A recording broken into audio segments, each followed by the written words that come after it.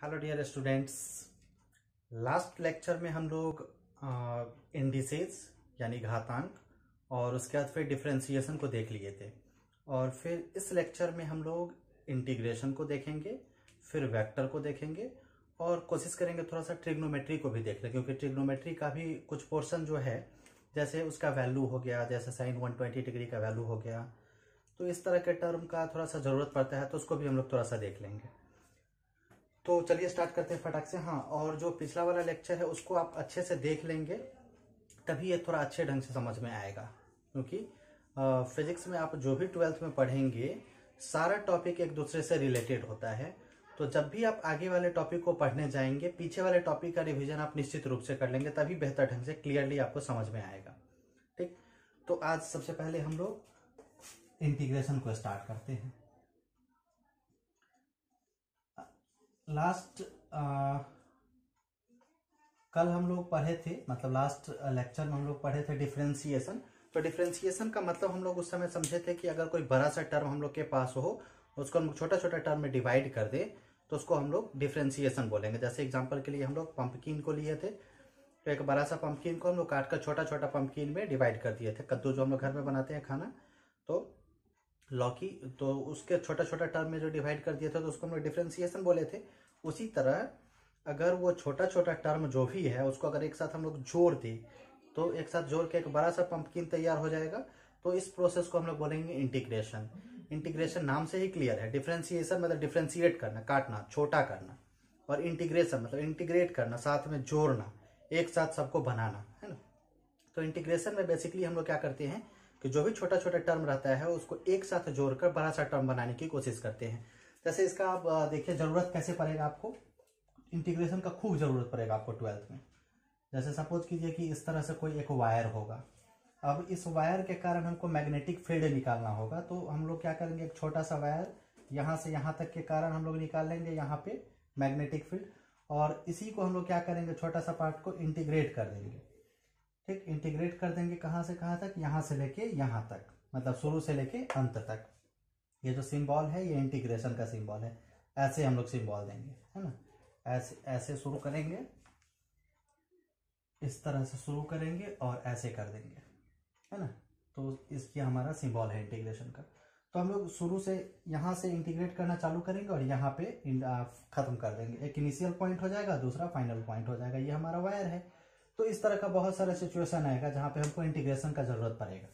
ठीक, तो चलिए हम लोग फटाक से शुरू करते हैं। जैसे डिफरेंशिएशन में बेसिकली हमारा कुछ फॉर्मूला था, उसी तरह इसमें भी मेनली फॉर्मूला को ही हमको देखना है, क्योंकि फॉर्मूला का ही वहाँ पे यूज होना है। हालांकि ये बहुत बड़ा टॉपिक है, आप इसको डिटेल में मैथमेटिक्स में पढ़ेंगे, लेकिन इसमें हम लोग थोड़ा सा जितना हमारा ज़रूरत है फिजिक्स में, बस उतना ही हम लोग देखेंगे। तो चलिए फर्स्ट जो सबसे बेसिक फॉर्मूला है वो देखते हैं हम लोग। पहले इंटीग्रेशन का सिंबल दिया हुआ रहेगा, या फिर जब भी जरूरत पड़ेगा आपको देना है। उसके बाद फिर मान लीजिए कि यहाँ पर सिर्फ dx लिखा हुआ है, तो इस कंडीशन में अच्छा, अब यहाँ पे ऊपर नीचे और ऊपर दोनों तरफ कुछ लिखा हुआ आपको मिल सकता है। सपोज कीजिए नीचे a है और ऊपर b है, इस तरह से कुछ है, या फिर नहीं भी रहे तो कोई प्रॉब्लम नहीं है, कंपल्सरी नहीं है कि रहेगा ही। ठीक, तो इस समय जो नीचे लिखा हुआ हमारा टर्म रहेगा, इसको हम लोग बोलेंगे lower limit. Lower limit Hindi में बोले तो निचली सीमा, और जो ऊपर में टर्म लिखा हुआ रहेगा इसको हम लोग बोलेंगे अपर लिमिट, मतलब ऊपरी सीमा। ठीक है, फिर dx के इंटीग्रेशन का इसको हम लोग ऐसे पढ़ेंगे, इंटीग्रेशन ऑफ dx। dx का डायरेक्ट फॉर्मूला होता है x। इंटीग्रेशन ऑफ dx का डायरेक्ट फॉर्मूला होता है x। x लिखने के बाद इसको हम लोग बड़ा वाला ब्रैकेट में बंद कर देंगे। बंद करने के बाद जो लोअर लिमिट है, मतलब जो नीचे वाला है, उसको हम लोग नीचे डाल देंगे, और जो अपर लिमिट है उसको हम लोग ऊपर डाल देंगे। ठीक, फिर नेक्स्ट कंडीशन में हम लोग क्या करेंगे कि x के बदले पहले हम लोग अपर लिमिट डालेंगे। तो x के बदले पहले हम लोग b डालेंगे, ब्रैकेट बंद। पहले b डाला हमने, फिर बीच में हमको कंपल्सरी माइनस ही डालना है, बीच में हम लोग माइनस डालेंगे, और फिर x के बदले हम लोग क्या करेंगे, लोअर लिमिट जो हमारा a है वो डाल देंगे, मतलब b माइनस ए हो जाएगा हमारा।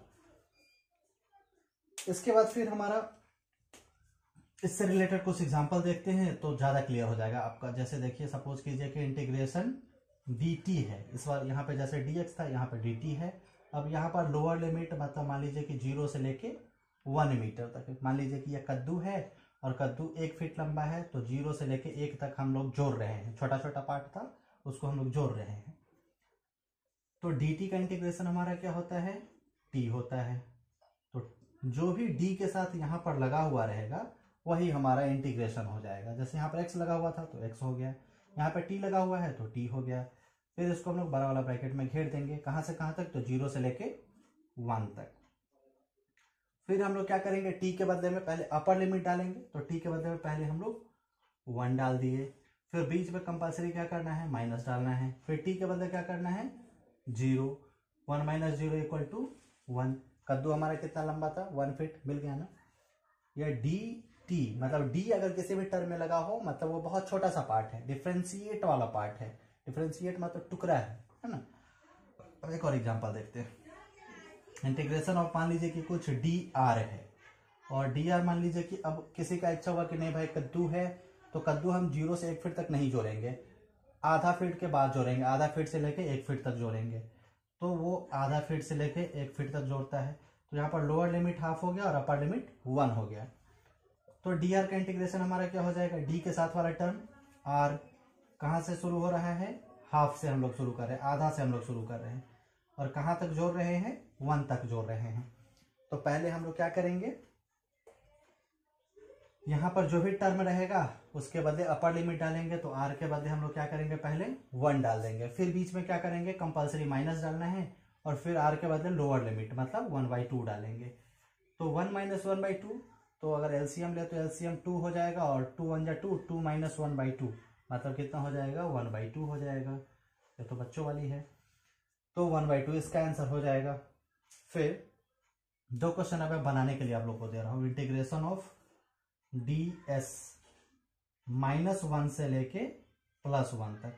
-1 से घबराना नहीं है, बस जैसे सपोज कीजिए यहाँ पर अगर -1 है तो यहाँ पर -1 हम लोग लिखते हैं। उसका कैलकुलेशन तो आपको आता ही है, सिंपल है, क्लास 5 6 का कैलकुलेशन है। फिर सेकेंड अगर हम लोग ले लें तो इंटीग्रेशन ऑफ d कुछ भी आप ले सकते हैं, y इस बार हम लोग ले लेते हैं, dy -1 से लेके 2 तक, ठीक है। तो नीचे वाला लोअर लिमिट, ऊपर वाला अपर लिमिट, फटाक से इसका स्क्रीनशॉट लेके या फिर पॉज करके इसको नोट कर लीजिए। मैंने आप लोग को बता रखा है पहले से ही कि आपको सीरियली नोट करते जाना, जैसे जैसे मैं पढ़ाते जाऊंगा वैसे वैसे, तो आपका एक बेहतरीन नोट्स तैयार हो जाएगा। तो फटाक से नोट कर लीजिए। फिर हम लोग सेकेंड फॉर्मूला देखते हैं। तो जैसे आप अगर आप एक बेहतर ढंग से नोट करते हुए जाएंगे सारे टॉपिक्स को, तो बाद में चल के आपका एक बहुत बेहतरीन नोट्स तैयार हो जाएगा। तो सेकंड फार्मूला हम लोग देखते हैं। सेकंड फार्मूला, अच्छा, जैसे डिफरेंशिएशन में हम लोग देखते थे कि अगर कुछ कांस्टेंट वाला टर्म होता था, डिफरेंशिएशन को थोड़ा सा देख रहे हैं, dx⁻n/dx इस तरह से था, तो हम लोग कांस्टेंट को क्या करते थे, बाहर कर देते थे, मतलब c बाहर हो गया, dx⁻n/dx, और फिर इसका फॉर्मूला हम लोग अप्लाई कर देते थे। तो सेम कंडीशन इसमें भी करना है कि अगर कुछ कांस्टेंट वाला टर्म है, जैसे सपोज कीजिए c dx हो, तो कुछ खास नहीं है, सब कुछ सेम है, बस c को हमको बाहर कर देना है। तो c को बाहर कर देंगे तो अंदर क्या बचेगा, सिर्फ dx। मान लीजिए ये भी a से लेके b तक है, a से लेके b तक है, मतलब a से शुरू है b तक है, तो c हमारा बाहर है, तो c और dx का क्या होता है, x होता है। कहाँ से कहाँ तक, a से लेके b तक। फिर क्या हो जाएगा, c और x के बदले पहले हम लोग b पुट करेंगे, और -x के बदले फिर a पुट करेंगे, यही हमारा आंसर हो जाएगा। मतलब पिछले जैसा ही है ऑलमोस्ट ये। तो इससे रिलेटेड भी एक एग्जांपल हम लोग देख लेते हैं। जैसे सपोज कीजिए integration of 13a² b dr है, ठीक, -1 से +1 है। तो इसको हम लोग क्या करेंगे, 13a² b हमारा क्या है, कांस्टेंट। हाँ, जैसे उसमें डिफरेंशिएशन में हम लोग वेरिएबल लेते थे, उसी तरह इसमें भी वेरिएबल लेंगे। मतलब d के दाहिने साइड में जो हमारा रहेगा वही हमारा वेरिएबल रहेगा। लेफ्ट साइड में, डी के लेफ्ट साइड में, बाएं साइड में कुछ भी रहे उससे कोई मतलब नहीं है। अगर आर इस तरफ होता तो आर को हम लोग अंदर रखते, वो भी कंडीशन हम लोग आगे देखेंगे। लेकिन अभी डी हमारे डी के दाहिने साइड में क्या है, आर है, तो आर वेरिएबल है और आर लेफ्ट साइड में नहीं है, तो सबका सब क्या है, तो सबका सब कांस्टेंट है, इसको हम लोग बाहर निकाल देंगे। तो बाहर हमारा क्या हो जाएगा 13a² b, और अंदर क्या बचेगा सिर्फ डी आर, कहाँ से, -1 से +1 तक। तो फिर डी आर का इंटीग्रेशन हमारा क्या होता है, इसको नीचे लिख लीजिए, 13a² b, डी आर का इंटीग्रेशन होता है आर, कहाँ से कहाँ तक, -1 से +1 तक। ठीक, फिर 13a² b है, और आर के बदले पहले हम लोग 1 डालेंगे, फिर माइनस, और आर के बदले क्या डालेंगे, -1 डालेंगे। ठीक है, अब -1 क्या हो जाएगा, +1 हो जाएगा। ठीक, तो 1 और 1 2 हो जाएगा, 2 से इसमें मल्टीप्लाई करेंगे तो 13 2 जा 26a² b, यही हमारा आंसर हो जाएगा फाइनली। फिर अब इससे रिलेटेड मैं 2 क्वेश्चन आपको दे रहा हूं, वो आप बनाएंगे। इंटीग्रेशन ऑफ, 2 क्वेश्चन मैं इसलिए दे रहा हूं ताकि आप प्रैक्टिस करें, प्रैक्टिस ही आपको परफेक्ट करेगा, परफेक्ट बनिएगा प्रैक्टिस से ही। 15x² y dt, 2 से लेके 5 तक इस बार। सेकेंड क्वेश्चन है integration of a² b dy, -1 से लेके 3 तक। तो फटाक से स्क्रीनशॉट लेकर नोट कर लीजिए। फिर थर्ड फॉर्मूला हम लोग देखते हैं।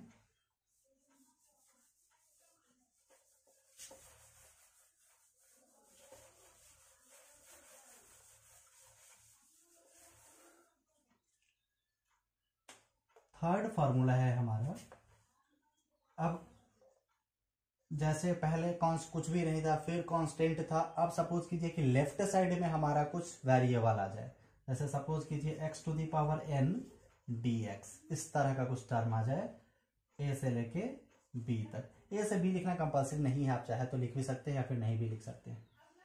तो x⁴n dx, तो इसका फॉर्मूला हमारा हो जाएगा x⁴n + 1 डिवाइडेड बाई n + 1, मतलब कि x⁴n है तो x⁴n + 1 इसमें ऐड कर देंगे, डिवाइडेड बाई ऊपर जो हमारा रहता है n + 1, सेम n + 1 हमारा नीचे हो जाएगा। अच्छा, एक कंपल्सरी चीज इसमें होता है कि +c हमको लिखना होता है, प्लस कांस्टेंट। इसका यूज आप मैथमेटिक्स में करेंगे पूरा डिटेल में, लेकिन फिजिक्स में हम लोग को ये +c का जरूरत नहीं है। आप चाहे तो इस पार्ट को स्किप भी कर सकते हैं, जैसे पिछले 2 फॉर्मूला में मैंने स्किप कर दिया था, हालांकि मुझे बताना चाहिए था। तो +c आप चाहे तो पिछले दोनों फॉर्मूला में भी लिख सकते हैं, या फिर हालांकि फिजिक्स में हमको इसका ज़रूरत नहीं है, हम लोग +c यूज़ नहीं करेंगे। ठीक, हम लोग को बस इतना ही ज़रूरत है। और ये फॉर्मूला सबसे इम्पोर्टेंट है, इस फॉर्मूला का सबसे ज़्यादा ज़रूरत पड़ता है। फिर अब अच्छा, एक इम्पॉर्टेंट चीज़ इसमें आपको ऐड करना है, where n is a real number, जहाँ पर n हमारा एक रियल नंबर है लेकिन n is not equal to -1।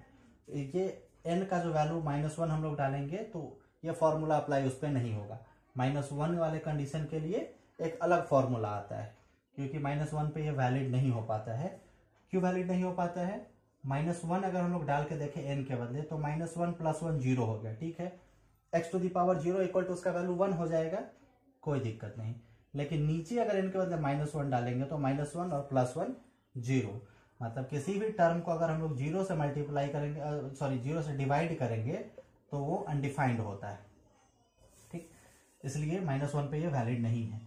तो इससे रिलेटेड फॉर्मूला को हम लोग एग्जाम्पल को हम लोग फटाक से देखते हैं, क्योंकि एग्जाम्पल बड़ा इंपॉर्टेंट है। जैसे सपोज कीजिए इंटीग्रेशन -1 से लेके +1 तक, या फिर 0 से लेकर +1 ले लीजिए। 13x⁵ dx। ठीक है, अब इस कंडीशन में क्या हो जाएगा, 13 तो हमारा कांस्टेंट है तो 13 को हम लोग बाहर निकाल देंगे। फिर इंटीग्रेशन क्या होगा x⁵ dx का, x⁵ dx 0 से लेके 1 तक।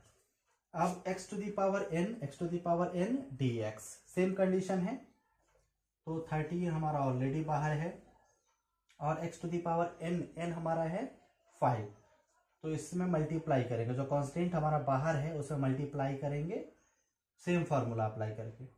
x to the power n plus 1 है, तो x to the power n plus 1 divided by n plus 1, मतलब कि 5 प्लस 1।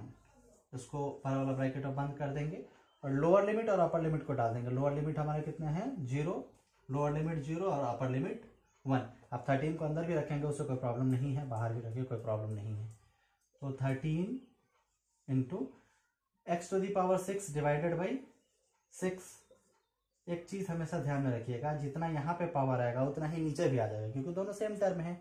यहाँ भी n प्लस 1 और यहाँ भी n प्लस 1। कहाँ से कहाँ तक, 0 से लेके 1 तक। अच्छा, अब 13 हमारा बाहर है, x के बदले हमको क्या करना है, पहले 1 डालना है। थोड़ा सा ध्यान से समझिए, x के बदले हम लोग क्या करेंगे, पहले 1 डालेंगे। 6 के बदले तो कुछ डालना ही नहीं। आप चाहे तो 6 को बाहर भी कर सकते हैं, 13/6, या फिर अंदर भी रखिएगा तो कोई प्रॉब्लम नहीं है।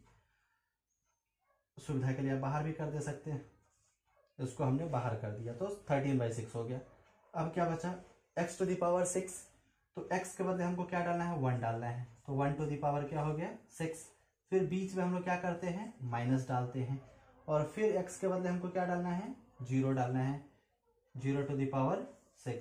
आप नीचे 6 डालते तो कोई प्रॉब्लम नहीं था, यहाँ भी डालिएगा कोई प्रॉब्लम नहीं है, सेम बात है, एक ही है। तो 13/6 और 1 टू दी पावर 6 कितना होगा, 1 ही हो जाएगा, और माइनस 0, तो एक में से कुछ भी घटाएंगे तो एक ही, 0 घटाएंगे तो एक ही बचेगा, और एक से इसमें मल्टीप्लाई करेंगे तो सेम 13/6 ही बचेगा। मतलब यही हमारा आंसर हो गया। फटाक से इसको नोट कर लीजिए। फिर एक और एग्जांपल इससे रिलेटेड मैं देता हूँ।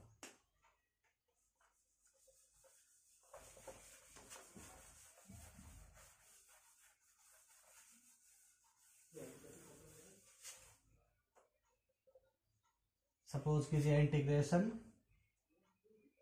25 y टू दी पावर 7। अच्छा, आप कुछ और भी ले सकते हैं, जैसे सपोज कीजिए कि 2/3 ले लिए, ठीक है, dy, इस तरह से कुछ। आप ये लिमिट सिचुएशन के अकॉर्डिंग हम लोग जब भी मिलेगा तो हम लोग डालेंगे, या फिर नहीं भी डाल सकते हैं, वो कोई प्रॉब्लम नहीं है। जब हमारा कुछ भी हम लोग सॉल्व करते रहेंगे डेरिवेशन, उस समय आता है तो उसके अकॉर्डिंग हमको बस डाल देना है लास्ट में। तो सपोज कीजिए कुछ इस तरह से है, तो 25 को सबसे पहले हम लोग बाहर निकाल देंगे। यहाँ पे क्या बचेगा, y to the power 2/3 dy, और फिर फॉर्मूला हमको क्या अप्लाई करना है, y to the power n dy। तो हमारा फॉर्मूला क्या होता है, y to the power n plus 1 divided by n plus 1। तो n का वैल्यू क्या है, यहाँ पे 2/3 है, तो y to the power 2/3 plus 1 divided by 2/3 plus 1। ठीक है, फाइनली क्या मिलेगा हम लोग को, 25, और यहाँ पे इसको अगर हम लोग बटा पर का जोड़ करें तो 3 + 2 5 डिवाइडेड बाई 3, मतलब कि इसको इधर ही रहने देते हैं, y टू द पावर 5/3 और डिवाइडेड बाई 5/3। ठीक है, या 5/3 को आप यहाँ पे लिखिए या फिर यहाँ पर लिखिए, कोई प्रॉब्लम नहीं है। इसको हम लोग इधर ही लिख लेते हैं, थोड़ा सा ज़्यादा सुविधा रहेगा कैलकुलेशन में। 5/3। अब जो है ये 5 से 25 कैंसिल हो जाएगा 5 टाइम्स में, तो इसको हम लोग कैंसिल कर लेते हैं, 5 टाइम्स में 25। अब ये 3 जाकर ऊपर मल्टीप्लाई हो जाएगा, 5 3 जा 15। फाइनली आंसर क्या हो जाएगा हम लोग का, 15 y टू द पावर 5/3। यही हमारा आंसर हो जाएगा। अब फिर 2 क्वेश्चन मैं आप लोग को दे रहा हूँ, आप लोग खुद से कोशिश कीजिएगा। Question number 1, integration 64 y to the power -2/4 dy। Limit मैं नहीं दे रहा हूं क्योंकि थोड़ा सा दूंगा तो लेंदी हो जाएगा। इस तरह का क्वेश्चन एक्चुअली, इस तरह का सिचुएशन आपके डेरिवेशन में आएगा नहीं, लेकिन कैलकुलेशन थोड़ा सा स्ट्रांग बनाने के लिए मैं ऐसे ही दे रहा हूँ। फिर एक लिमिट वाला दे देता हूँ, -1 से लेके 2 तक 13 z टू द पावर, या फिर z नहीं r ले लीजिए इस बार, r to the power 6 dr। ये 2 क्वेश्चन को आप लोग सॉल्व कर लेंगे और ये आपका जो मैंने समझाया अभी क्वेश्चन एक, तो फटाक से इसको नोट कर लीजिए। फिर कुछ फॉर्मूला 4 बताता हूं मैं आप लोग को।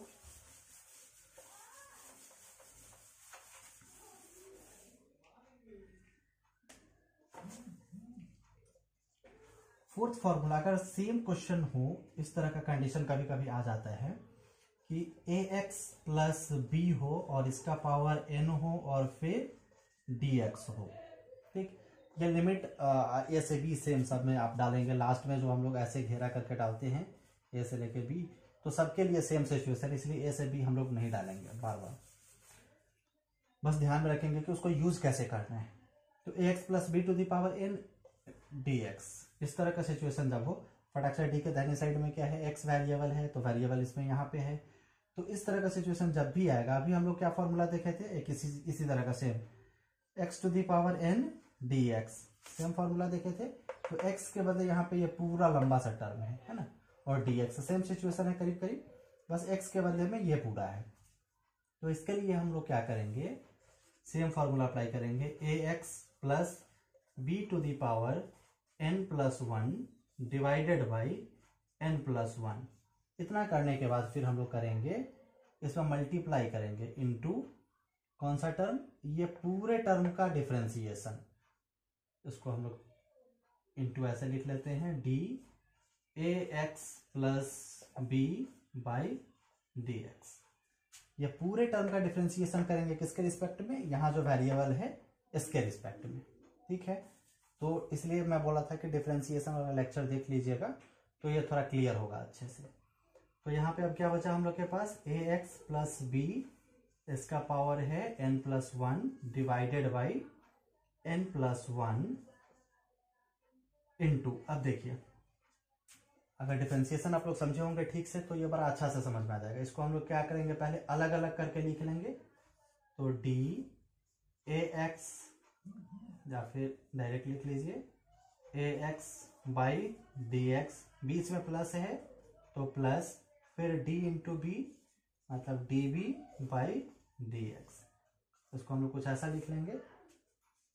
फिर क्या करना है हमें, ए एक्स प्लस बी का पावर n प्लस 1 सेम रहने देना है, इसका power n plus 1 divided by n plus 1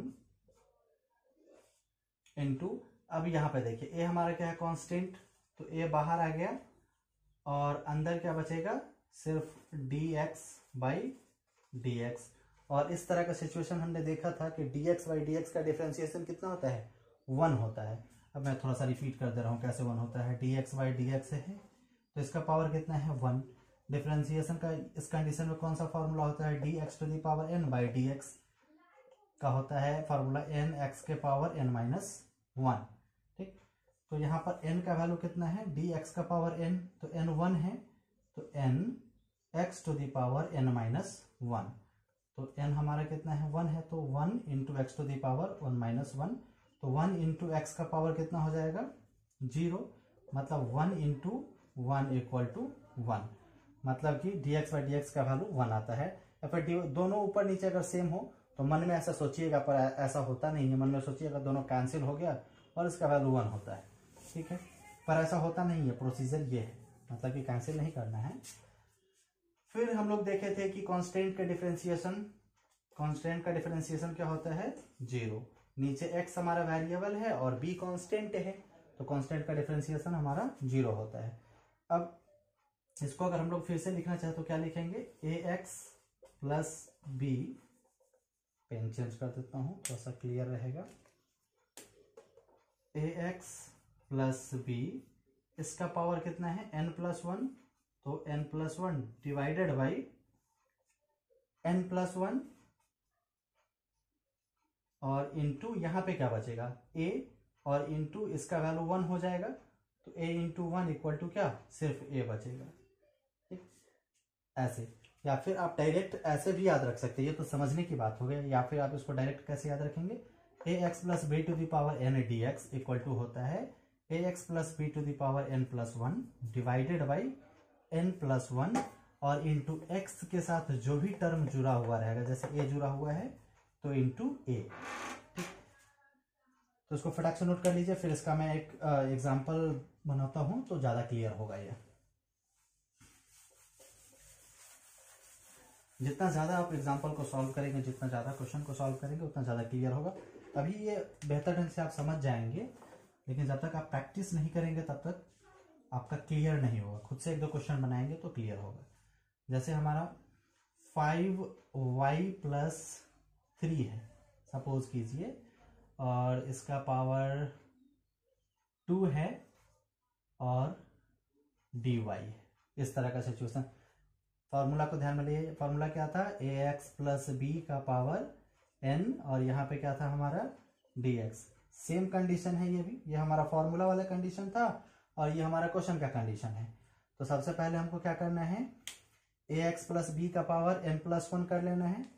तो यहाँ पर सबसे पहले हम लोग जैसे ax + b का power n+1 divided by n+1, और इनटू हमको क्या करना है? उतना लंबा चौड़ा कैलकुलेशन हम लोग नहीं करेंगे, डायरेक्ट x के बगल में जो था a, वो a हम लोग डाल देंगे। डायरेक्ट फॉर्मूला को ध्यान में रखेंगे इसको।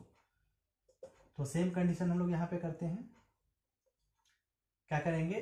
5y + 3 + 3 to the power n+1 मतलब 2 + 1 डिवाइडेड बाई n+1 मतलब 2 + 1, और इनटू यहाँ पे x के बदले यहाँ पे y है, तो y के बगल में हमारा 5 है, तो a के बदले हम लोग 5 पुट कर देंगे इंटू 5।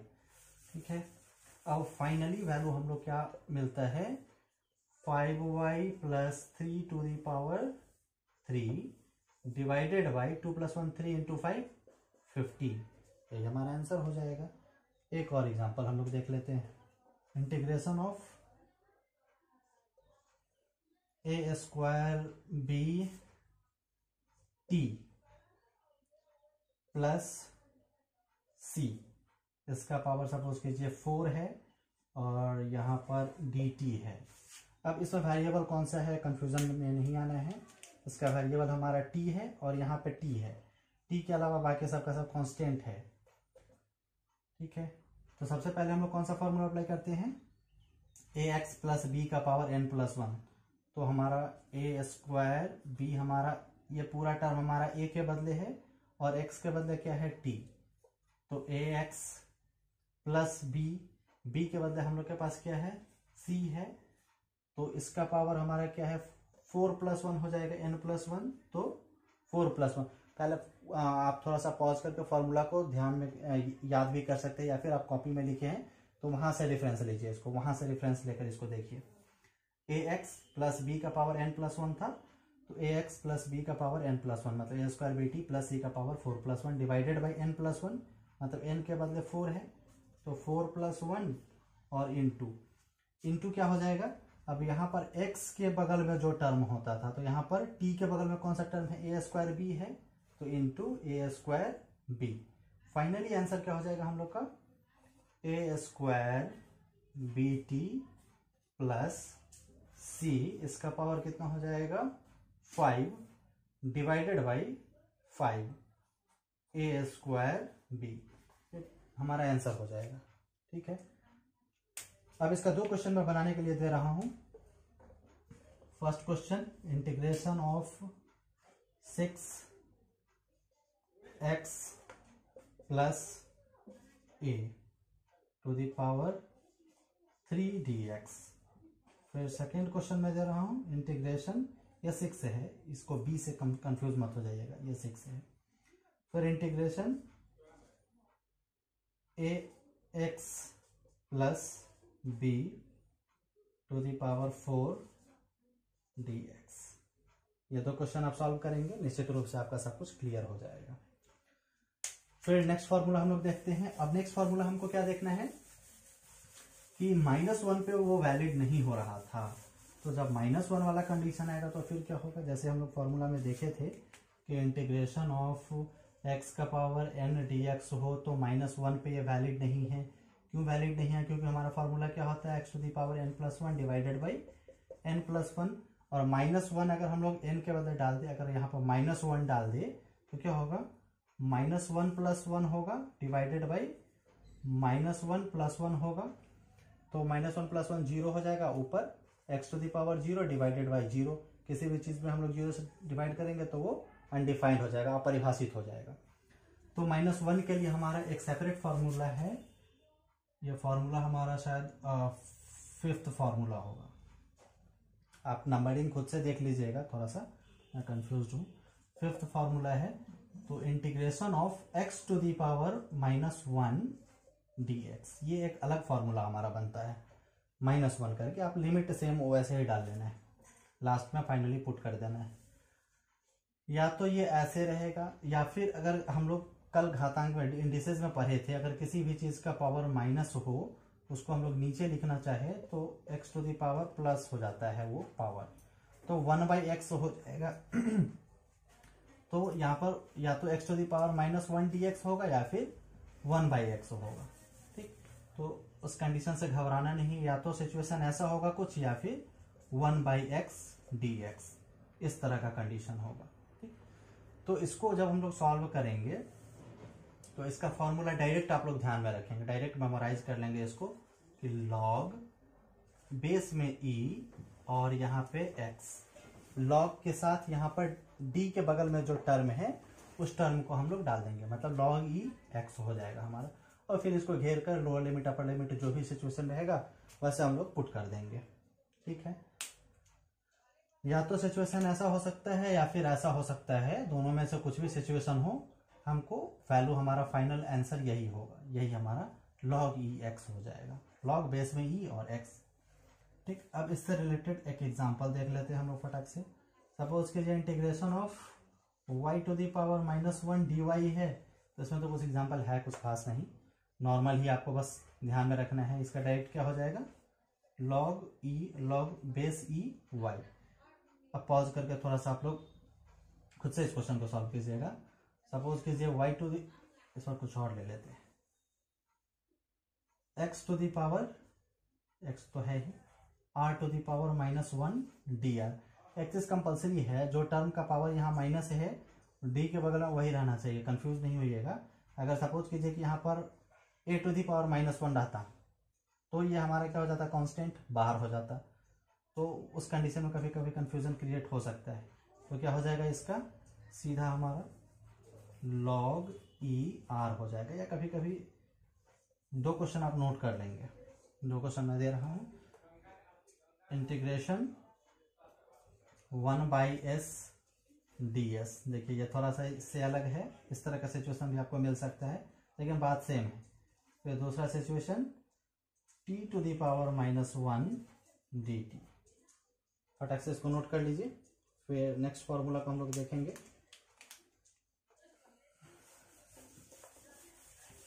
नेक्स्ट फार्मूला सेम, जैसे हम लोग इसमें 1/x लिख रहे थे या फिर x का पावर -1 लिख रहे थे, तो उसी तरह का कंडीशन अगर आ जाए कि ax + b इसका पावर -1 है, या तो ऐसा कंडीशन होगा या फिर कैसा कंडीशन होगा, इंटीग्रेशन ऑफ 1/ax + b, या तो ये कंडीशन या तो ये कंडीशन।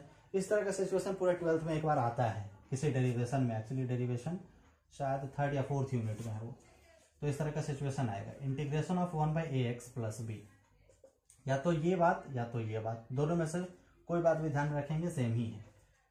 ठीक, हाँ यहाँ पे dx तो छूट गया, dx, फिर यहाँ भी कुछ dx इस तरह से होगा।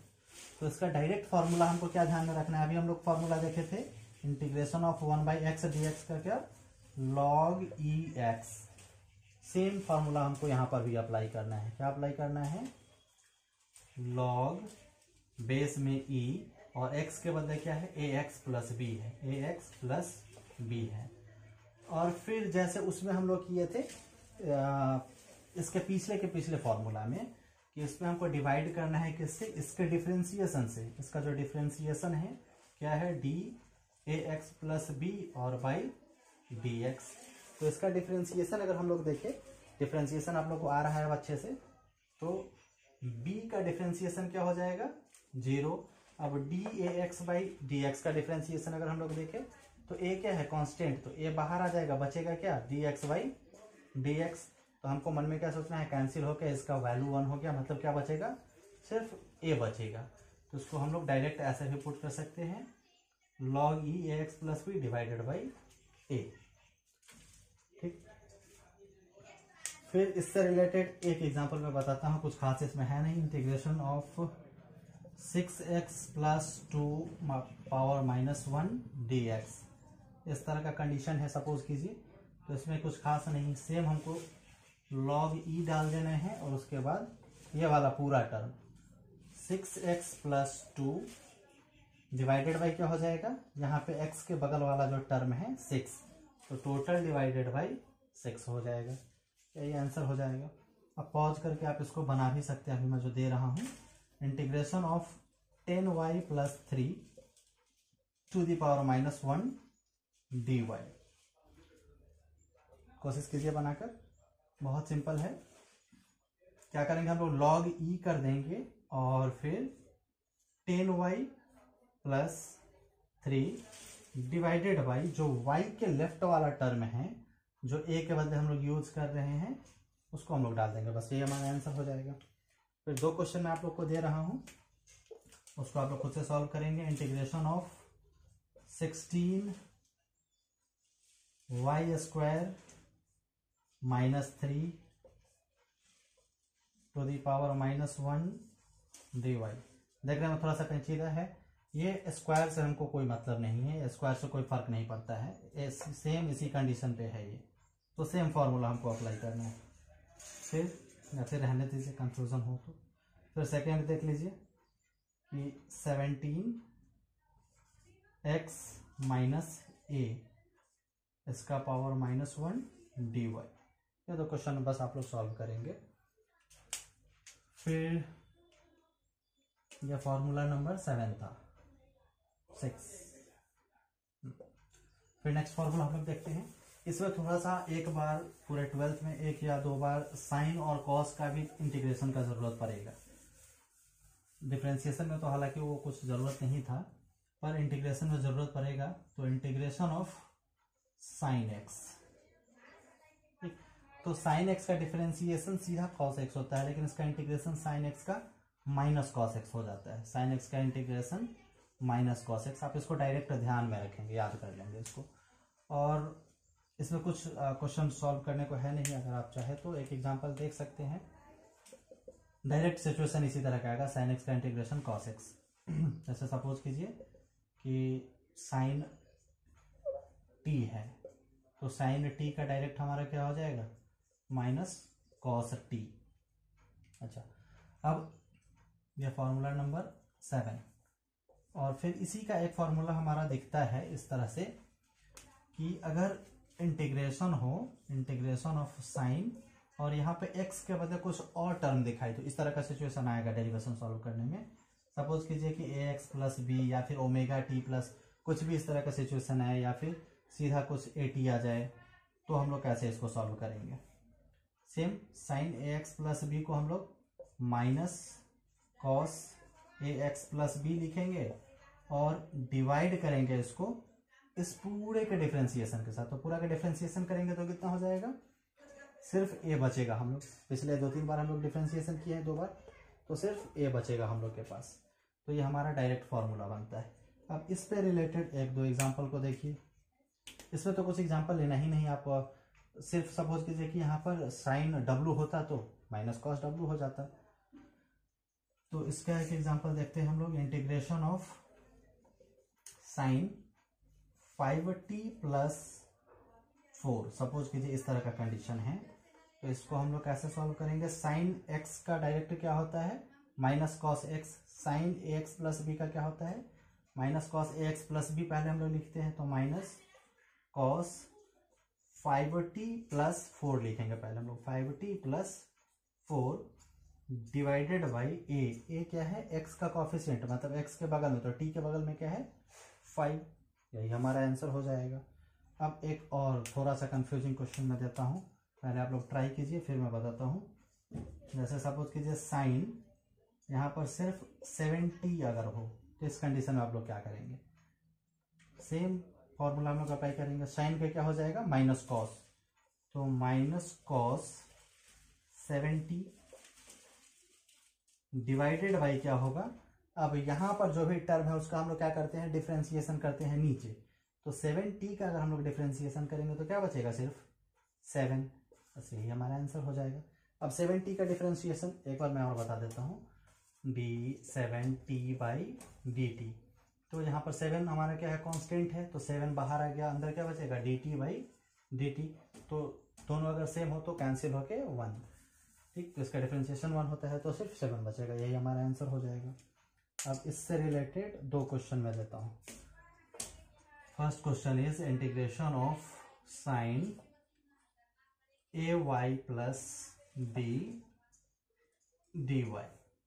Second question is integration of sine 4x minus 3 dx।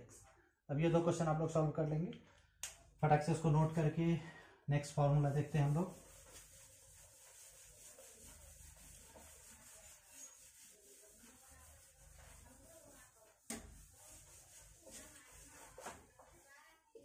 Sine x के बाद हम लोग एक कॉस एक्स भी देख लेते हैं, एक आध बार इसका भी यूज है।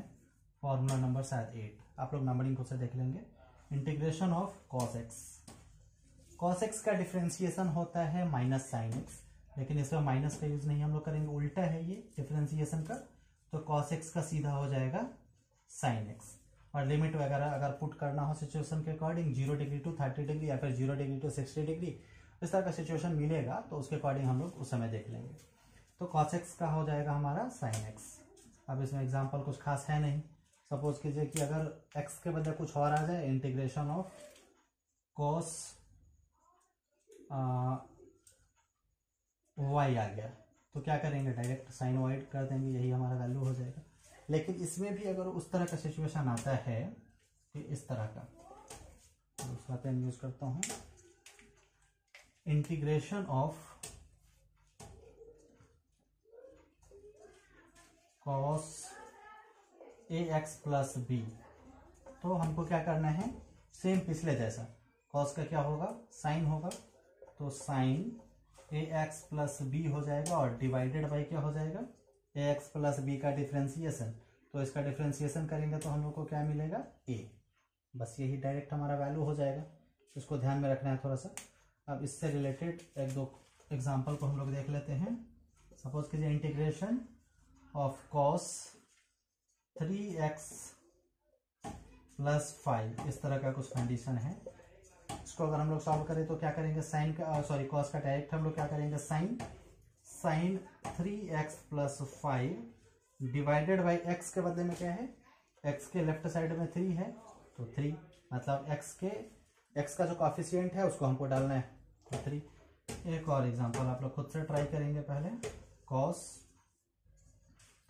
17y माइनस 2 क्या हो जाएगा, फिर इसका cos का सीधा हो जाएगा साइन, और फिर यहाँ पे 17y माइनस 2 है, फिर डिवाइडेड बाई y का जो कॉफिशिएंट है 17, इसको हम लोग नीचे लिखेंगे, यही हमारा आंसर हो जाएगा।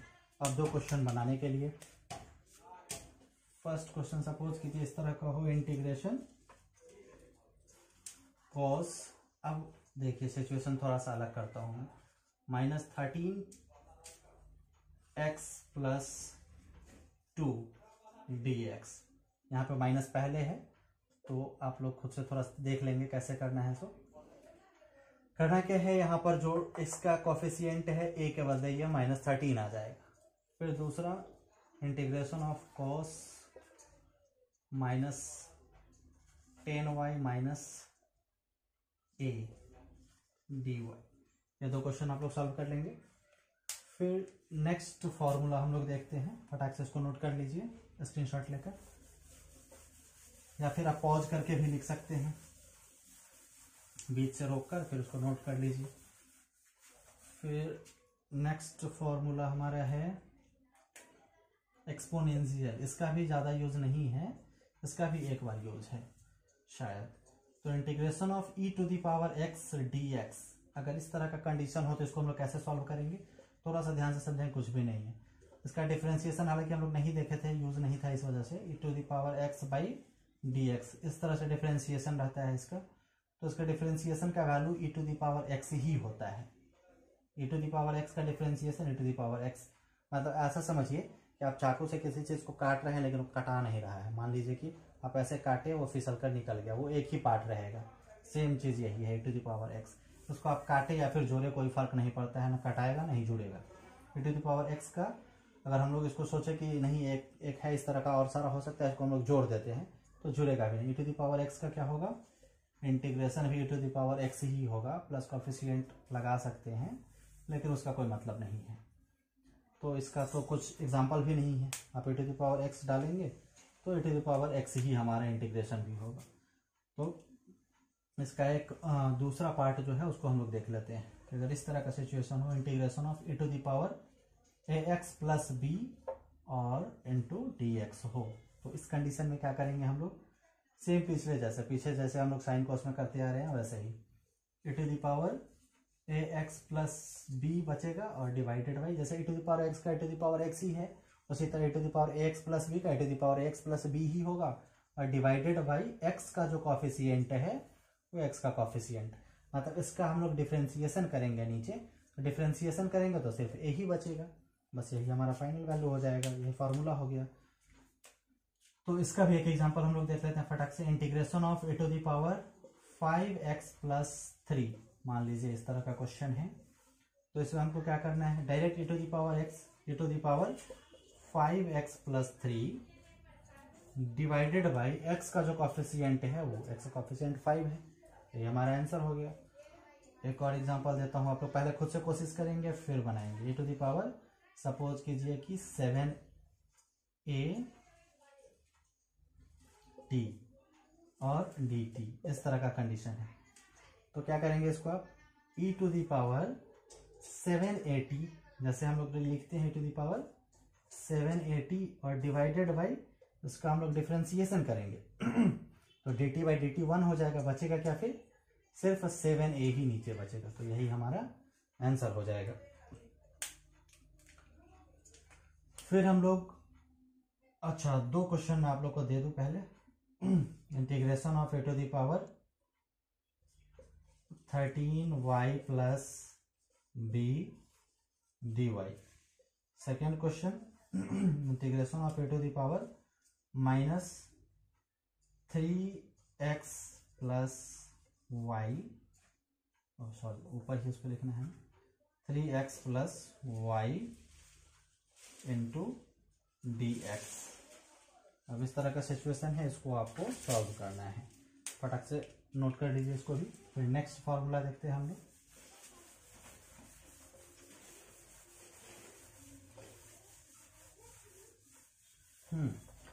तो इंटीग्रेशन का फॉर्मूला बस इतना ही जो हम लोग को यूज में आने वाला है। इसके बाद थोड़ा सा इस लेक्चर में हम लोग वेक्टर को देखते हैं, हालांकि वेक्टर थोड़ा सा बड़ा सा पोर्शन है तो इस लेक्चर में शायद कंप्लीट ना हो, तो वेक्टर का जो बचा हुआ पोर्शन रहेगा वो, और फिर ट्रिग्नोमेट्री का जो पोर्शन है वो पूरा, तो वो दोनों पोर्शन को हम लोग फिर नेक्स्ट सेशन में देखेंगे। तो हालांकि इसमें थोड़ा सा हम लोग वेक्टर के पोर्शन को देख लेते हैं। वेक्टर हालांकि आप 11th में भी पढ़े होंगे फिजिक्स में ही, और 12th के मैथ में भी उसको पढ़ेंगे। बड़ा ही इंपॉर्टेंट और इंटरेस्टिंग चैप्टर रहा है वेक्टर। हालांकि हो सके आप लोग में से बहुत सारे लोगों को कुछ पोर्शन इसका ध्यान में नहीं हो, हालांकि इसका पूरा यूज भी नहीं है, इसका कुछ पोर्शन ही यूज में आता है, तो सिर्फ उसी पार्ट को हम लोग देखेंगे, पूरा वेक्टर नहीं देखने जा रहे हैं हम लोग। तो वेक्टर हमारा एक्चुअली होता बहुत सारे तरह का है, आप लोग पढ़े होंगे, collinear vector, coaxial vector, parallel vector, zero vector, null vector, इस तरह का बहुत सारा वेक्टर आप लोग पढ़े होंगे। तो उतना कुछ हमको नहीं पढ़ना है, हमको जो ज़रूरत का है बस उतना ही हम लोग पढ़ेंगे। तो उसमें जैसे हम लोग को ज़रूरत में है पोजीशन वेक्टर, डिस्प्लेसमेंट वेक्टर, फिर यूनिट वेक्टर, ये 3 टाइप का वेक्टर मेनली हम लोग के यूज में, यूनिट वेक्टर सबसे ज़्यादा यूज में आता है। तो सबसे पहले हम लोग बारी बारी से देख लेते हैं इसको, पोजीशन वेक्टर को। पोजीशन वेक्टर नाम से ही क्लियर है, पोजीशन है और वेक्टर भी है। तो सबसे पहले हम लोग वेक्टर, आप लोग जानते ही होंगे, vector the physical quantity which is having the magnitude as well as direction. वैसा फिजिकल क्वांटिटी जैसा मैग्नीट्यूड और डायरेक्शन दोनों हो उसको हम लोग बोलेंगे वेक्टर क्वांटिटी। और सिर्फ मैग्नीट्यूड हो तो उसको हम लोग क्या बोलते हैं, स्केलर बोलते हैं। तो वेक्टर में हमारा क्या होगा, मैग्नीट्यूड भी होगा और डायरेक्शन भी होगा। ठीक, तो हालांकि मैं मेंशन कर देता हूं the quantity having magnitude as well as direction. Magnitude and direction is called vector quantity. The quantity is having magnitude and direction दोनों हो वो हमारा वेक्टर क्वांटिटी है। तो पोजीशन वेक्टर को सबसे पहले हम लोग देखते हैं। सपोज कीजिए कि ये हमारा कोऑर्डिनेट एक्सिस है, ये हमारा कौन सा एक्सिस है, एक्स एक्सिस, और ये हमारा कौन सा एक्सिस है, वाई एक्सिस। ठीक, और थोड़ा सा मैं बड़ा ले लेता हूँ, एक्स है, वाई है। सपोज कीजिए कि कोई ऑब्जेक्ट यहाँ पे अवेलेबल है। ठीक, तो यहाँ पे इसका अगर हम लोग पोजीशन इसको शो करना चाहे कि यहाँ पे कहाँ पे है, तो हम लोग एक्स वाई एक्सिस के रिस्पेक्ट में बता सकते हैं और फिर एक्स एक्सिस के रिस्पेक्ट में बता सकते हैं। तो इसको हम लोग क्या कर रहे हैं कि ओरिजिन के रिस्पेक्ट में बता रहे हैं कि ओरिजिन के रिस्पेक्ट में ये ऑब्जेक्ट कहाँ पे है। मान सपोज कीजिए कि अभी कुछ ये ए पॉइंट पर है या फिर पी पॉइंट, कहीं भी आप कुछ भी ले सकते हैं। सपोज कीजिए कि ओरिजिन से ये ओरिजिन के रिस्पेक्ट में ये सीधा लाइन, आप लोग सीधा लाइन लीजिएगा, ओरिजिन के रिस्पेक्ट में ये ए पॉइंट पर है, और ओरिजिन से जो ए पॉइंट है इसका जो डिस्टेंस है ये कुछ r1 है, सपोज कर लीजिए। ठीक, तो इसका मैग्नीट्यूड क्या हो गया, r1। यहाँ से यहाँ के बीच का जो डिस्टेंस है ऑब्जेक्ट का वो क्या हो गया, r1 हो गया। अब इसका डायरेक्शन किधर है, एक पर्टिकुलर डायरेक्शन में है। ऐसा नहीं है कि ये कभी ऐसे जा रहा है, ऐसे जा रहा है, ऐसे जा रहा है, फिर एक पर्टिकुलर डायरेक्शन में है। तो ये हमारा क्या है, r1 जो है हमारा वेक्टर क्वांटिटी है। ठीक, तो पोजीशन वेक्टर हम लोग किसको बोलेंगे, the physical quantity, the position of a quantity which is having the magnitude as well as direction. मतलब कि इसमें क्या है, मैग्नीट्यूड भी है और डायरेक्शन भी है। तो इसको हम लोग बोलेंगे पोजीशन वेक्टर। ठीक, फिर सपोज कीजिए कि अभी ये ए पॉइंट पर था, मैं डेफिनेशन बता देता हूं। सपोज कीजिए कि अभी ये ए पॉइंट पर था और ए पॉइंट से ये थोड़ा देर में डिस्प्लेस होकर ये कुछ यहाँ पे आ गया। ठीक, बी पॉइंट पर आ गया। ठीक, तो अब जो है यहाँ से ओरिजिन से इसका जो डिस्टेंस है वो हमारा कुछ r2 वेक्टर हो जाता है। मतलब कि r1 डिस्टेंस जो था वो थोड़ा सा अलग होकर कुछ r2 हो जाता है। ठीक, तो अब जो है इसका पोजीशन वेक्टर क्या हो गया, r2। तो शुरुआत ये यहाँ से किया था, इसलिए इसको हम लोग बोल सकते हैं कि ये इनिशियल पोजीशन वेक्टर है। ये क्या है, इनिशियल पोजीशन वेक्टर। और फाइनली ऑब्जेक्ट हमारा कुछ बी पॉइंट पर चला गया है, इसलिए r2 जो है वो है हमारा फाइनल पोजीशन वेक्टर। r2 हमारा है फाइनल पोजीशन वेक्टर। ठीक, तो पोजीशन वेक्टर हमारा क्या है, the vector which shows the position of an object. हम लोग इसको लिख सकते हैं, इनिशियल और फाइनल दोनों के लिए सेम डेफिनेशन हो जाएगा। ठीक, ये पोजीशन है वो शो क्या कर रहा है, इनिशियल पोजीशन वेक्टर को, और ये जो पोजीशन है वो शो कर रहा है फाइनल पोजीशन वेक्टर को, है ना। द वेक्टर भी बोल सकते हैं या फिर the quantity having magnitude and direction भी बोल सकते हैं। The vector which shows the position of an object is called position vector, is called position vector। The vector which shows the position of an object, ये vector है, object का position show कर रहा है। ये भी वेक्टर है, object का पोजीशन शो कर रहा है। ये इनिशियल पोजीशन शो कर रहा है और ये फाइनल पोजीशन शो कर रहा है, इसलिए इसको इनिशियल पोजीशन वेक्टर और इसको फाइनल पोजीशन वेक्टर बोलते हैं। क्लियर है, फटक से इसका रोक कर आप इसको नोट कर लीजिए या फिर स्क्रीनशॉट लेकर। चलिए, फिर इसके बाद हम लोग थोड़ा सा डिस्प्लेसमेंट वेक्टर को देखते हैं। डिस्प्लेसमेंट वेक्टर को देखते हैं। फिर डिस्प्लेसमेंट वेक्टर हमारा क्या है, अब इसको मैं इरेज कर देता हूं। ये फिगर हमने नहीं मिटाया है क्योंकि इसी का हमको यूज करना है। तो डिस्प्लेसमेंट वेक्टर में हमारा क्या है एक्चुअली, कि ऑब्जेक्ट पहले इनिशियली ए पॉइंट पर था और ए से फाइनली कहां चला गया, कुछ बी पॉइंट पर चला गया। मतलब ए से या डिस्प्लेस्ड होकर कुछ बी पॉइंट पर चला गया, मतलब इसका डायरेक्शन इधर है। ठीक, मतलब R1 से ऑब्जेक्ट जो है पहले R1 पोजीशन पर था, वहां से डिस्प्लेस्ड होकर वो कुछ R2 पोजीशन पे चला गया। तो यहाँ जो आ रहा है ये ऑब्जेक्ट R1 पोजीशन से R2 पोजीशन पे आ रहा है, मतलब इसका डिस्टेंस कुछ R12 है। और इस पर हम लोग वेक्टर डाल देते हैं क्योंकि ये पर्टिकुलर डायरेक्शन में है इसलिए वेक्टर क्वांटिटी है, तो इसको हम लोग बोलेंगे displacement vector.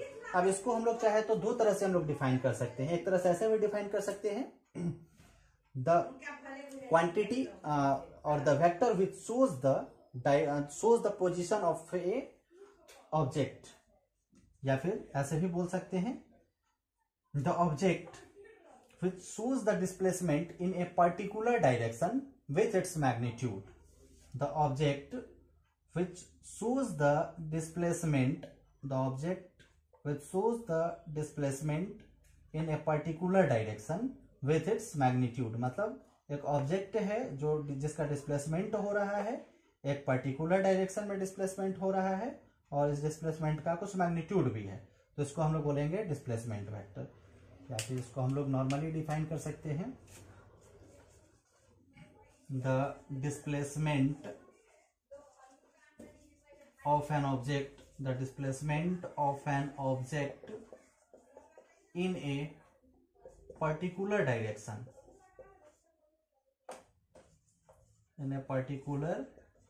Direction with respect to position is called displacement vector।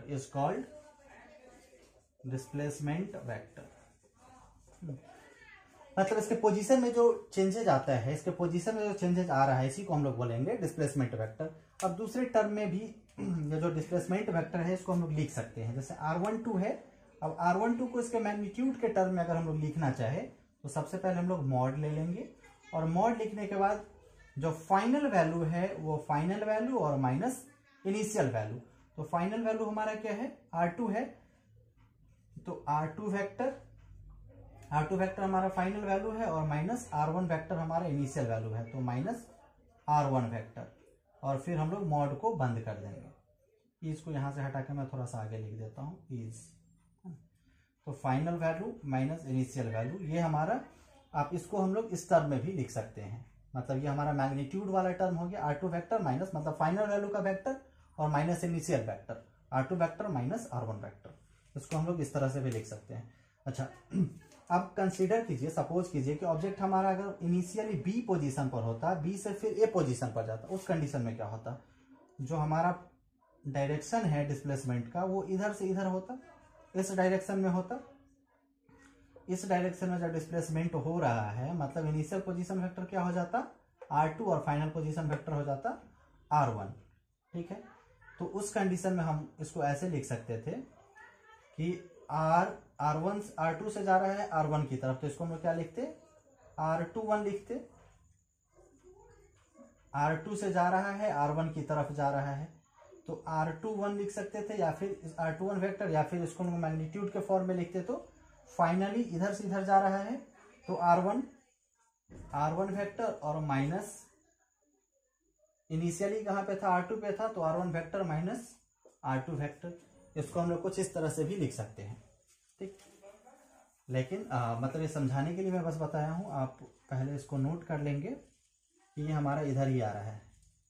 Actually जो इसका ओरिजिनल था, जो सब कुछ इसमें मेंशन किया हुआ है, उसी को आप लोग नोट करेंगे कि ऑब्जेक्ट पहले इनिशियली हमारा ए पॉइंट पर था, फाइनली बी पॉइंट पर आ रहा है, तो ये हमारा r12 है।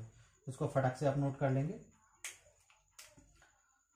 तो इसके बाद फिर हम लोग थोड़ा सा यूनिट वेक्टर को देखते हैं। यूनिट वेक्टर थोड़ा सा ज़्यादा इंपॉर्टेंट है, हालांकि इसका बहुत कम बार यूज है, लेकिन यूनिट वेक्टर का बहुत ज़्यादा यूज है। यूनिट वेक्टर का यूज आपको पूरे समझिए पूरे 12th के सिलेबस में बार बार हर एक चैप्टर में करीब करीब होते रहेगा। तो यूनिट वेक्टर को हम लोग देख लेते हैं फटाक से। यूनिट वेक्टर नाम से ही क्लियर है, यूनिट मतलब क्या होता है, इकाई, मतलब एक। ठीक, the vector whose magnitude is 1 is called unit vector. वैसा वेक्टर जिसका मैग्नीट्यूड कितना होता है, 1 होता है या फिर यूनिटी होता है, उसको हम लोग क्या बोलते हैं, यूनिट वेक्टर बोलते हैं। ठीक, उसको पहले डिफाइन कर लेते हैं थोड़ा सा। द वेक्टर आप लोग शायद जानते भी होंगे, whose magnitude is 1, the vector whose magnitude is 1 is called unit vector। इसको हम लोग दूसरे टर्म में भी डिफाइन करेंगे। अब समझिए कि यूनिट वेक्टर एक्चुअली हमारा होता क्या है और आता कैसे है। तो सपोज कीजिए कि हम लोग के पास एक वेक्टर है, ठीक। तो उस वेक्टर में मैग्नीट्यूड भी है और उसमें कुछ डायरेक्शन भी है। तो वो वेक्टर को हमको रखना है और उस वेक्टर में उसके मैग्नीट्यूड से डिवाइड कर देना है। जो एक्चुअली हमारा वेक्टर है उस वेक्टर में उसके मैग्नीट्यूड से हम लोग डिवाइड कर देंगे, तो जो वैल्यू हमारा आता है उसको हम लोग बोलेंगे यूनिट वेक्टर। तो मैग्नीट्यूड से डिवाइड कर देंगे तो उसका मैग्नीट्यूड कितना बचेगा, 1 बचेगा, और डायरेक्शन जो पहले से है वही रहेगा। फॉर एग्जाम्पल समझिए, मान लीजिए कि हम 10 न्यूटन का फोर्स ईस्ट डायरेक्शन में लगा रहे हैं। सपोज कीजिए कि ये ईस्ट डायरेक्शन है, 10 न्यूटन का फोर्स ईस्ट डायरेक्शन में अगर अप्लाई कर रहे हैं तो इसका मैग्नीट्यूड कितना हुआ, 10, और डायरेक्शन क्या हुआ, ईस्ट हो गया, ठीक। तो इसका मैग्नीट्यूड से हमको डिवाइड करना है। मतलब सपोज कीजिए कि 10 न्यूटन हम लोग ईस्ट अप्लाई कर रहे थे फोर्स, तो 10 न्यूटन ईस्ट है, ठीक। और इसका मैग्नीट्यूड कितना है, 10 है, तो 10 से हम लोग डिवाइड करेंगे तो क्या होगा, 10 से 10 हमारा कैंसिल हो जाएगा, और कितना टाइम्स में कैंसिल होगा, ओनली 1 टाइम्स में। तो 1 न्यूटन ईस्ट बचेगा हम लोग के पास, क्या बचेगा, 1 न्यूटन टुवर्ड्स ईस्ट बचेगा। तो यहाँ पे हम लोग क्या देख रहे हैं कि इसका मैग्नीट्यूड 1 है और डायरेक्शन क्या है, सेम। जो पहले से वेक्टर का जो डायरेक्शन था, पहले वाले वेक्टर का, ओरिजिनल वेक्टर का जो डायरेक्शन था, सेम डायरेक्शन रहेगा। तो इसको हम लोग दूसरे टर्म में भी टेक्निकली डिफाइन कर सकते हैं ऐसे कि unit vector is the ratio of, unit vector is the ratio of, किसका किसका रेशियो है, ओरिजिनल वेक्टर। ओरिजिनल वेक्टर जो हमारा था वो ओरिजिनल वेक्टर का, एंड दूसरा किसका है, original vector and its magnitude, जो ओरिजिनल वेक्टर का मैग्नीट्यूड है उसका, एंड इट्स मैग्नीट्यूड। मतलब यूनिट वेक्टर जो है वो रेशियो है किसका, जो ओरिजिनल वेक्टर रहेगा उसका और उसके मैग्नीट्यूड का, ठीक। अब इसको हम लोग डिनोट कैसे करते हैं, ये आप लोग जानते होंगे, कैप से। जो भी हमारा कोई भी वेक्टर है उसके ऊपर हम लोग कैप, ऐसे करके, ऐसे कैप, कुछ लोग इसको हैट भी बोलते हैं, कैप या हैट से हम लोग इसको डिनोट करते हैं, ठीक। तो सपोज कीजिए कि कोई वेक्टर हम लोग के पास ए है, कुछ ए वेक्टर है, तो वेक्टर को हम लोग कैसे डिनोट करते हैं, एरो से। सपोज कीजिए बी वेक्टर है तो कैसे करेंगे, बी और उसके ऊपर एरो लगा देंगे तो ये हमारा वेक्टर हो गया।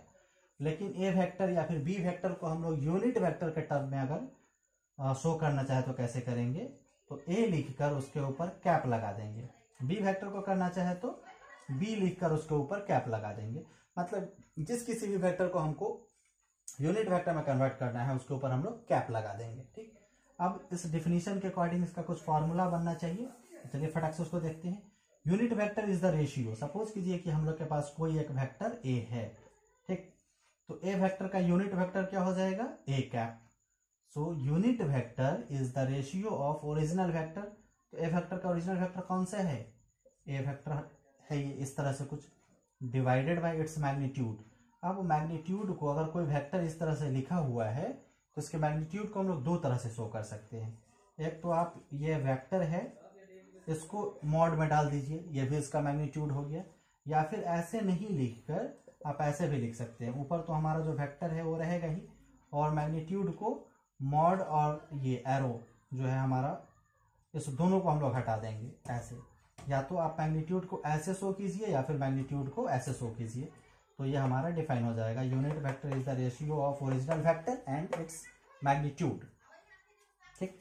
अब इसका हमको यूज कभी कभी कैसे होगा, तो मतलब वेक्टर को हमको इस दोनों को यूनिट वेक्टर से मल्टीप्लाई करके लिखना होगा। जैसे सपोज कीजिए कि एक तो हमारा ये मेन फार्मूला हो गया, आप भी उसको ऐसे घेरा लगा सकते हैं।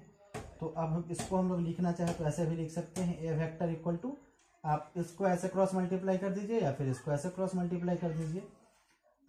ए वेक्टर इक्वल टू क्या हो जाएगा, A cap into A cap into mod of A vector, इस तरह से।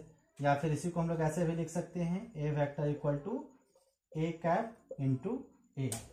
ए कैप बस सिर्फ डायरेक्शन शो करता है क्योंकि इसका मैग्नीट्यूड कितना होता है, 1 होता है। अभी हम लोग देखे थे 1 न्यूटन ईस्ट की तरफ, मतलब 1 क्या था, 1 हमारा मैग्नीट्यूड था। 1 से किसी भी टर्म में मल्टीप्लाई करेंगे तो वही हो जाएगा, कोई फर्क नहीं पड़ेगा। सिर्फ डायरेक्शन, मतलब ये सिर्फ डायरेक्शन को शो कर रहा है। अब डायरेक्शन वाली बात को थोड़ा सा समझते हैं। एक्सिस हम लोग जानते हैं, एक्स एक्सिस, वाई एक्सिस और ये हमारा Z axis, X axis, Y axis और जेड एक्सिस। तो एक्स एक्सिस के डायरेक्शन में हम लोग यूनिट वेक्टर को आई कैप से डिनोट करते हैं, आई कैप एक्स एक्सिस के डायरेक्शन में। वाई एक्सिस के डायरेक्शन में हम लोग यूनिट वेक्टर को जे कैप से डिनोट करते हैं और जेड एक्सिस के डायरेक्शन में हम लोग वेक्टर को के कैप से डिनोट करते हैं, आई कैप, जे कैप और K cap. X axis I cap, Y axis J cap and Z axis K cap. ठीक है, तो इसको डिनोट करते हैं। और टेक्निकली जो है इसको अगर हम लोग लिखे वेक्टर को, यूनिट वेक्टर का जो जनरल इक्वेशन होता है उसको हम लोग ऐसे लिख सकते हैं, A vector equal to A X I cap plus A Y J cap plus A Z K cap. इस तरह कंडीशन है। तो पहले इसको आप फटाक से नोट कर लीजिए, फिर मैं इसको दिखाता हूं। इसको आप नोट कर लीजिए, फिर इसके आगे का कंडीशन हम लोग देखते हैं।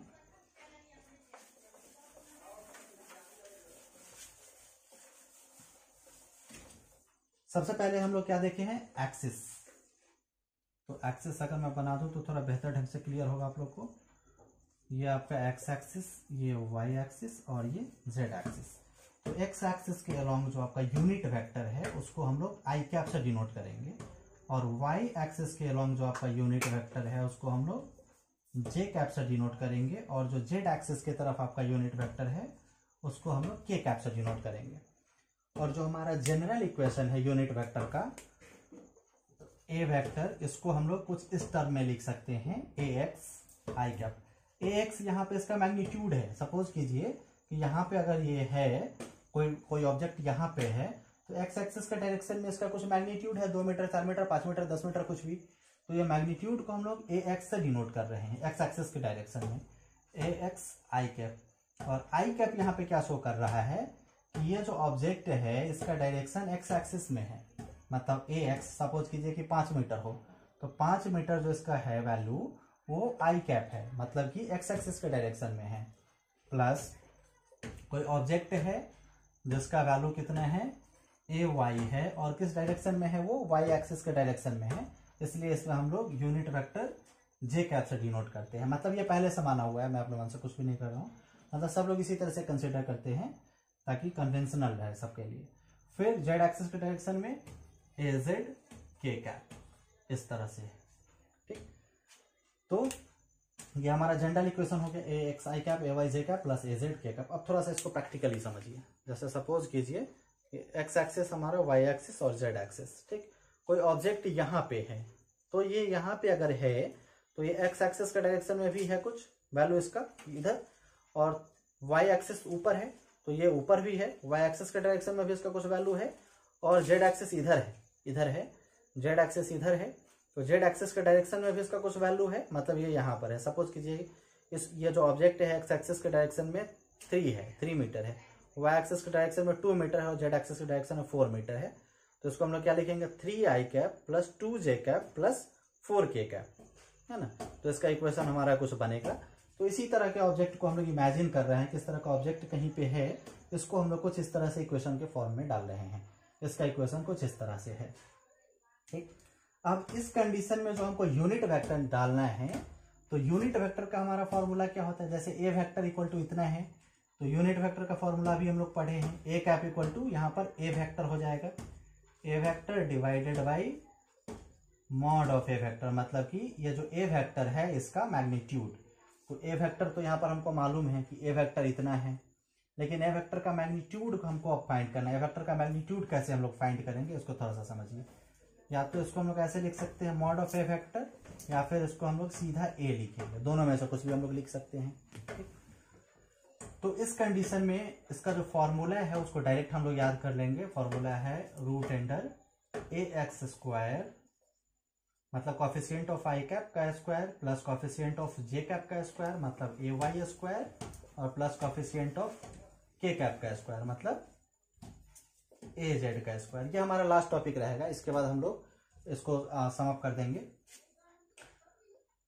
तो A X square plus A Y square plus A Z square, बस इसका 1-2 एग्जाम्पल देख लेंगे। और फिर तो A cap A vector equal to हमारा इतना हो गया। तो ए कैप के अकॉर्डिंग हमारा फॉर्मूला क्या बनता है, A cap equal to A vector divided by ये जो फॉर्मूला है हमारा finally root under A X square plus A Y square और प्लस ए जेड स्क्वायर, मतलब यूनिट वेक्टर निकालने का ये जो, एक तो ये नॉर्मल मेथड हो गया, नॉर्मल फार्मूला, और ये उससे भी थोड़ा बेहतर कि अगर कुछ इसका वैल्यू दिया हो कि एक्स एक्सिस में इतना है, वाई एक्सिस के डायरेक्शन में और जेड एक्सिस के डायरेक्शन में, तो इससे रिलेटेड एक दो एग्जांपल हम देख लेते हैं फटाक से कि किस तरह से इसको सॉल्व करना। फटाक से इसको आप नोट कर ही लिए होंगे।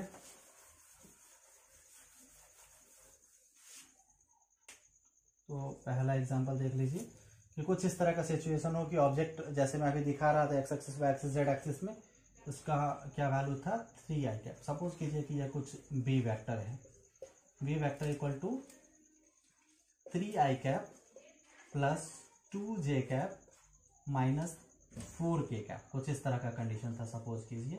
इसका हमको यूनिट वेक्टर फाइंड करना है। इस क्वेश्चन इस तरह से हो सकता है, इफ बी वेक्टर इज इतना, बी वेक्टर इक्वल टू इतना, find unit vector, find unit vector.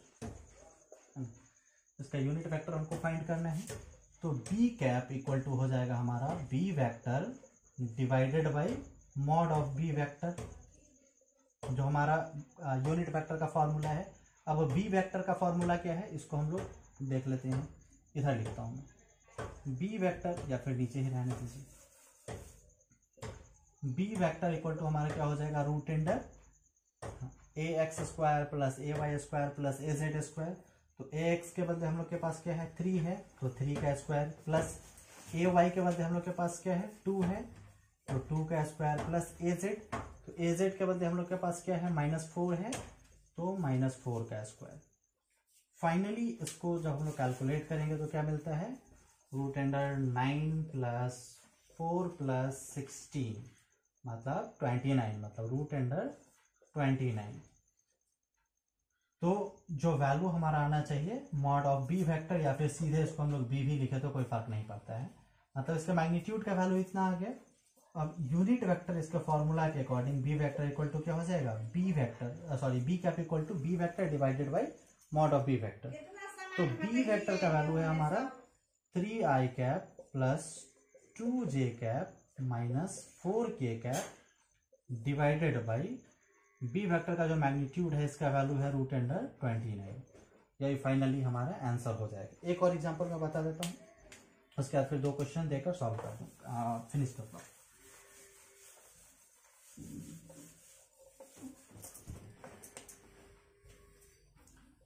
Question में कुछ इस तरह से सपोज कीजिए, इफ इस बार कुछ सी वेक्टर ले लीजिए, C vector equal to -3 I cap plus 2 J cap minus K cap, इस तरह का कंडीशन है।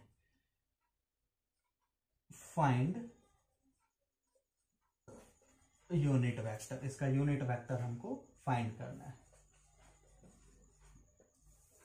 तो सबसे पहले फॉर्मूला कैप वाला, सी कैप इक्वल टू क्या हो जाएगा, C vector divided by mod of C vector. ठीक, तो सी वेक्टर तो हमको मालूम है, लेकिन मॉड ऑफ सी वेक्टर हमको फाइंड करना है। या तो इसको हम लोग सीधा सी बोले या फिर मॉड ऑफ सी वेक्टर बोले, मतलब सी का मैग्नीट्यूड हमको फाइंड करना है। फॉर्मूला क्या है, रूट अंडर, आप चाहे तो इसको पॉज करके खुद से बना के फिर इसको मैच करा सकते हैं। Root under A X square plus A Y square plus A Z square. तो ए एक्स का वैल्यू कितना है -3 का स्क्वायर प्लस ए वाई का वैल्यू कितना है 2 का स्क्वायर प्लस ए जेड का वैल्यू कितना है -1 का स्क्वायर। फाइनली क्या होगा, 9 प्लस 4 प्लस 1, 9 प्लस 4 13 प्लस 1 14, मतलब रूट अंडर 14 हो जाएगा। ठीक है, मतलब इसका मैग्नीट्यूड का जो वैल्यू है वो रूट 14 आ गया। और फाइनली जो सी कैप है वो क्या हो जाएगा, सी वेक्टर। तो सी वेक्टर कितने है, -3 I cap plus 2 J cap minus K cap divided by root under 14। यही हमारा फाइनली आंसर हो जाएगा। आप नोट्स रियली करते जाइएगा, मतलब कि कॉपी को आपको एक बेहतर नोट्स के रूप में बना देना है, मतलब प्रिपेयर कर देना है। तो इसका 2 क्वेश्चन मैं देता हूँ, आप प्रिपेयर इसको सॉल्व कीजिएगा खुद से। Find unit vector, find unit vector. First A vector equal to 14 I cap minus J cap minus J cap plus 2k cap. Second, B vector equal to 3 I cap plus k cap, इसमें J cap नहीं है।